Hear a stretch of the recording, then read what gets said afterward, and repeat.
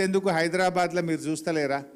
అప్పుడు ఎట్లుండే construction building activity హైదరాబాద్లో కేసీఆర్ గారు ఉన్నప్పుడు, మన కేటీఆర్ మున్సిపల్ మంత్రి ఉన్నప్పుడు హైదరాబాదులో 3 పువ్వులు 6 కాయల్లాగా ఎటు చూసినా బిల్డింగులు కడుతుండే, ఎటు చూసినా కన్స్ట్రక్షన్ యాక్టివిటీ ఉండే. ఇప్పుడు ఏమైంది? 2 ఏళ్ళల్లో 7 కాడ ఆగిపోయినాయి మొత్తం.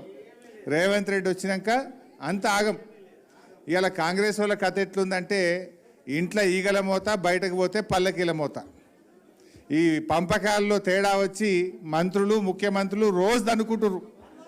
టీవీ పెడితే కొండ సురేఖ బిడ్డ ఎట్లా తిట్టింది చూసిరా? మొన్న జూపల్లి కృష్ణారావు ఎట్లా మాట్లాడింది చూసిరా? అరే వాళ్ళ పంచుకోవడంలో పంచాయతీలే దిగుతలేవు. మొన్న ముఖ్యమంత్రి క్యాబినెట్ మీటింగ్లో మొత్తం వాళ్ళ బట్టలన్నీ ఇప్పి ఒకరు ఒక తిట్టుకోలేదని ఇవాళ కూడా ఒక పేపర్ పెద్దగా రాసింది. అంటే ఏం పేపరే? వాళ్ళు ఎట్ట దనుకున్నారు అంత రాసిండా? ఏ రకంగా దనుకున్నారు, ఎట్లా దనుకున్నారు, వాటాల పంచాయతీలు.